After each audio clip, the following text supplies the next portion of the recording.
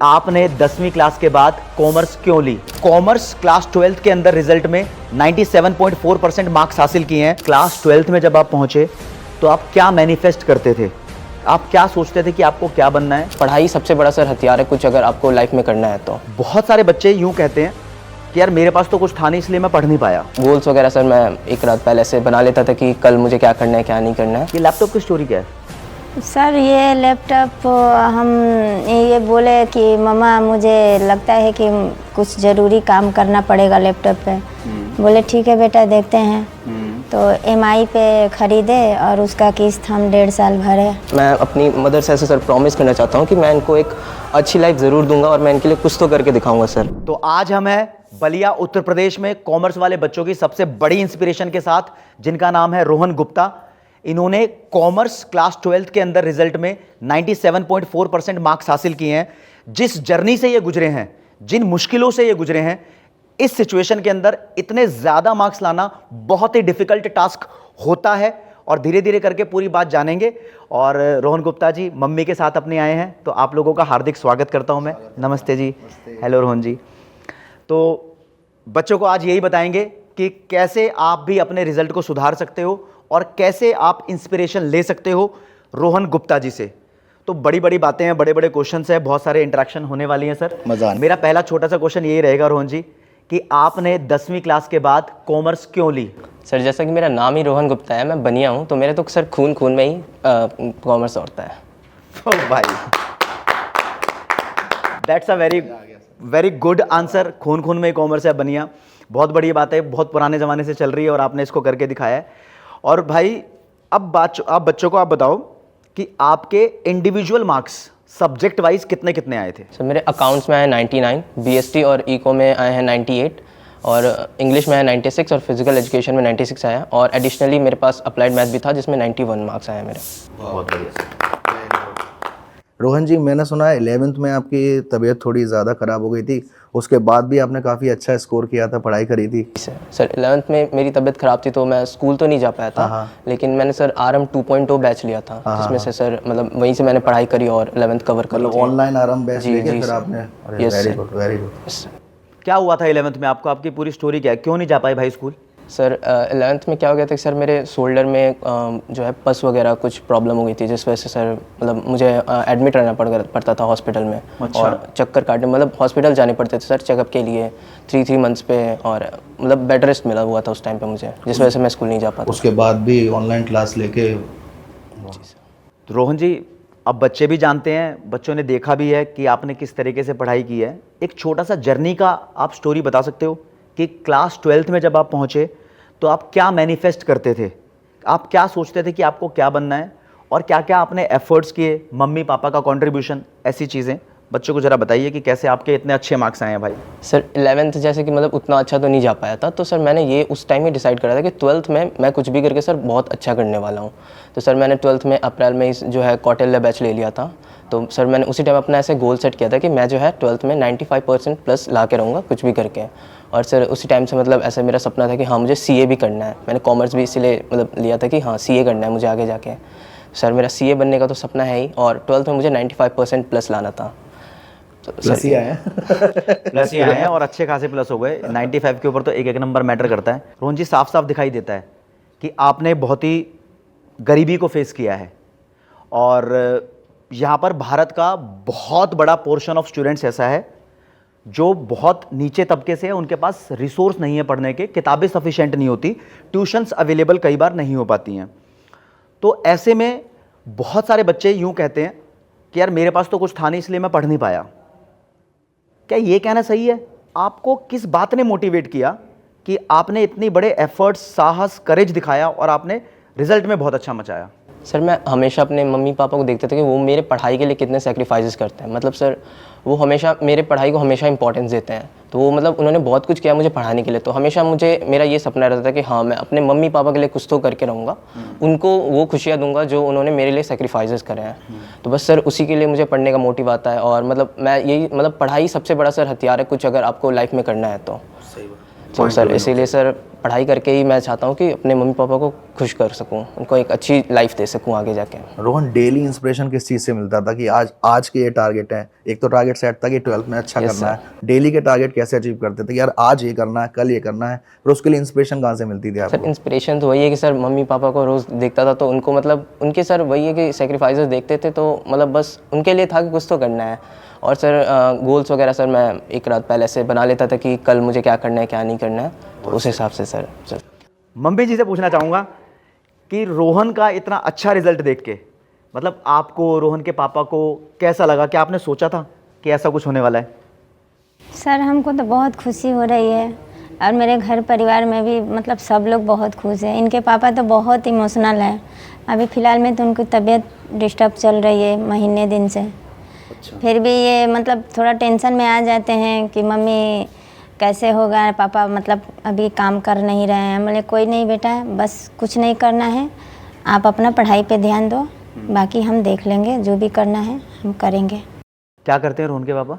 वही कचहरी में छोटा सा दुकान है, बुक बैंडेज करते हैं, फार्म वार्म, बुक के कवर, जिल्द कवर, वगैरह हाँ कवर चढ़ाते हैं, छोटा सा चौकी वोकी लगा के, बस वही काम है।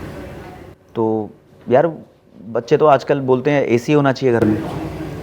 नहीं सर, घर में बस पंखा है, अभी तो फ़िलहाल में छत भी नहीं है, करकट का छोटा सा घर है। मैम, मैं ना बच्चों से सोशल मीडिया पे भी कनेक्टेड रहता हूँ, हमारे बैचेस में भी आते हैं, पेरेंट्स भी देखते हैं, जब बच्चे पढ़ रहे होते हैं ना तो टीचर्स को भी देख लेते हैं।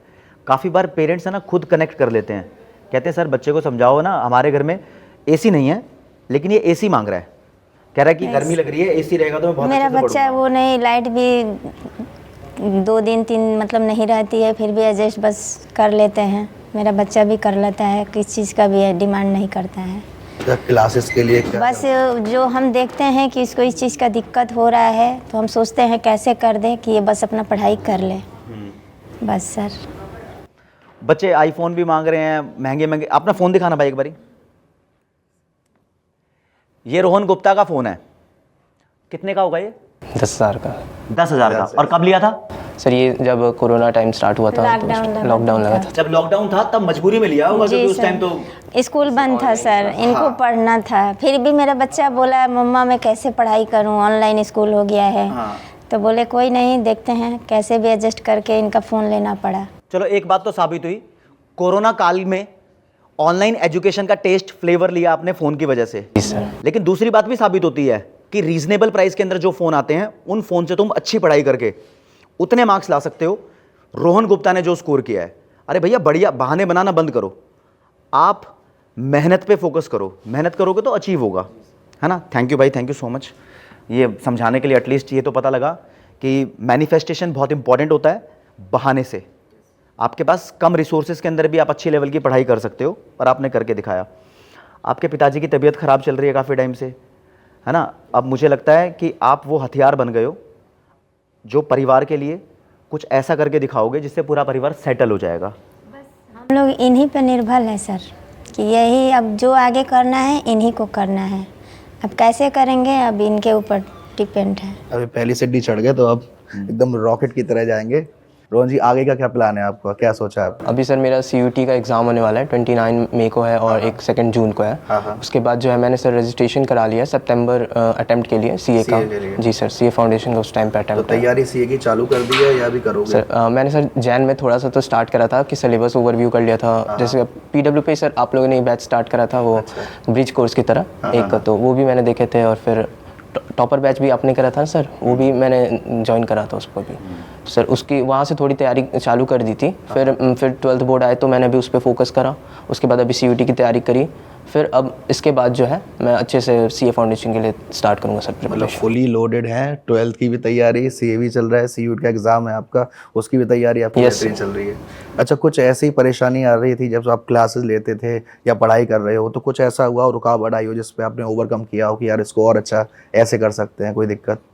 सर ऐसे तो सर मतलब कोई प्रॉब्लम नहीं आती है, लेकिन कभी कभार सर जैसे बारिश वगैरह हो जाती हैं तो इंटरनेट प्रॉब्लम हो जाती है सर। मतलब वही प्रॉब्लम होती है कि बफरिंग होने लगता है, तो वीडियो लेक्चर हमें लाइव नहीं देख पाता, तो सिर्फ फिर रिकॉर्डेड देखना पड़ता है, उसको डाउनलोड वगैरह करके बाहर जाना पड़ जाता था उसके लिए, क्योंकि घर में उतना अच्छे से इंटरनेट नहीं चल पाता क्लासेस था। लेने के लिए फिर बाहर जाना हाँ, बाहर चल जाए, फिर डाउनलोड वगैरह करके सर फिर मैं रिकॉर्डेड डाउनलोड देखता करके फिर वापस आके फिर था। देखते जी सर, वैसा।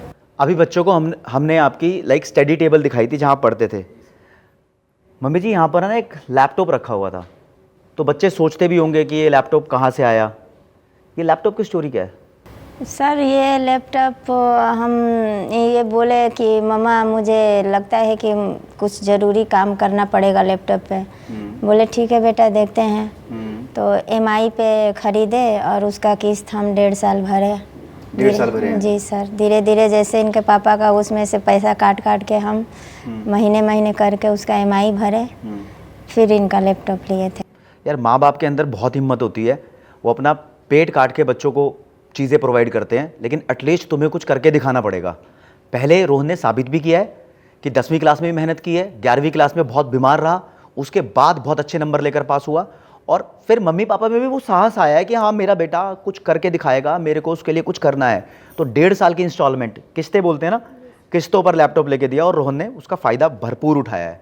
यार सीधी सीधी बात मैं आपको बताऊँ, despite of so many power cuts, internet की प्रॉब्लम, पॉवर्टी, रीजनेबल और बहुत सस्ता फ़ोन, और वो स्टैंडर्ड ऑफ लिविंग नहीं जो एक लग्जूरियस होता है।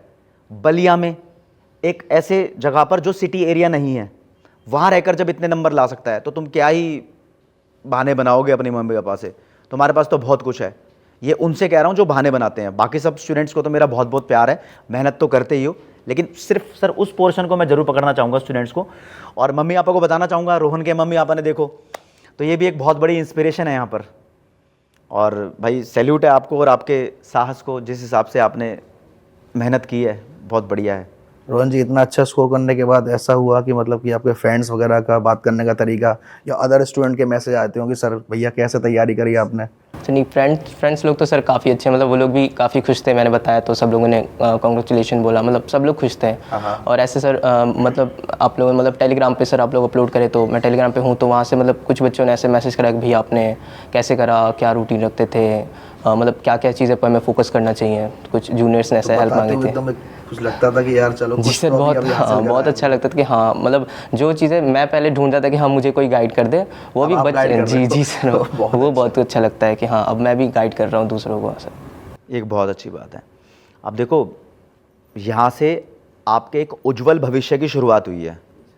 मम्मी पापा के कंट्रीब्यूशन को कोई नहीं भुला सकता, और आपको भी पता है भाई, जो माँ बाप ने किया है उसकी कोई कंपैरिजन नहीं है। मैं आपसे एक बात पूछनी चाहूँगा दिल से, आप यहाँ पहुँचकर और अभी और आगे जाओगे, काउंटिंग नहीं है कि आप क्या करने वाले हो, आप बहुत बढ़िया तरीके से अपने भविष्य को भी मचाने वाले हो। ऐसी कोई बात जो मम्मी से आपने ना कही हो और जो आज इस प्लेटफॉर्म पे बच्चों को बताना चाहोगे? कुछ ऐसा जो दिल में हमेशा से था लेकिन शब्दों में नहीं बोल पाया? जी सर मतलब मैं अपनी मदर को सर मतलब थैंक यू बोलना चाहूँगा, और मतलब सर लाइक सर बोलना चाहूँगा कि I really love you mummy, मतलब। और मैं अपनी मदर से ऐसे सर प्रॉमिस करना चाहता हूँ कि मैं इनको एक अच्छी लाइफ ज़रूर दूंगा और मैं इनके लिए कुछ तो करके दिखाऊंगा सर। ये माँ बेटे का प्यार है, प्लीज़, माँ बेटे का प्यार है, ये बहुत अटूट बंधन है, और ये बॉन्ड बहुत ही ज़्यादा बढ़ना चाहिए।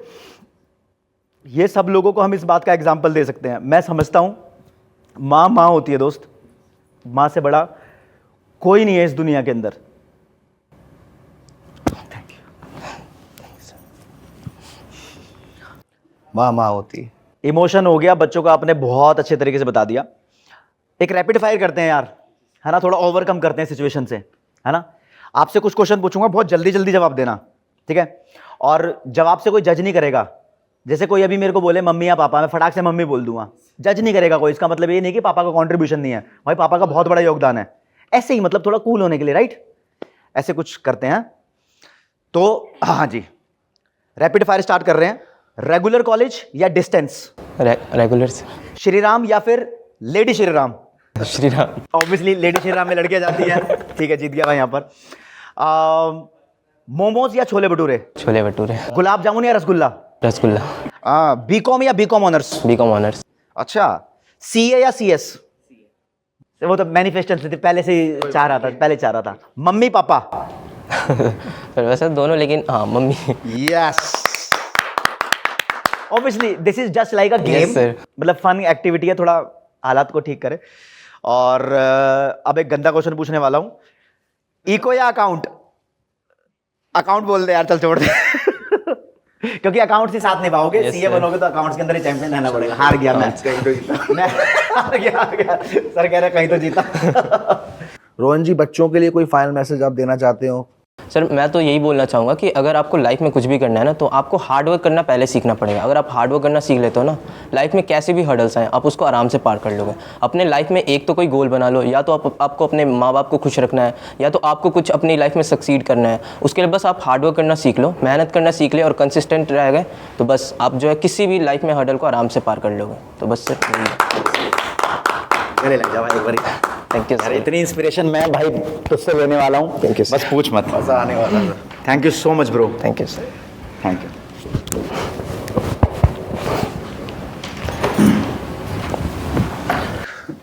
So this is from our side, from the side of Rohan Gupta, मम्मा, Rishabh sir, Luv sir and the full commerce वाला टीम। अगर आप रोहन की सिचुएशन से रिलेट कर पा रहे हो तो दोस्त प्लीज़ अपनी लाइफ में कुछ कर लेना, भाई से सीख लेना और बस बहाने मत बनाना कोई। ऑल द बेस्ट गाइस, आप भी बहुत अच्छा मचाओ, रोहन की तरह करो।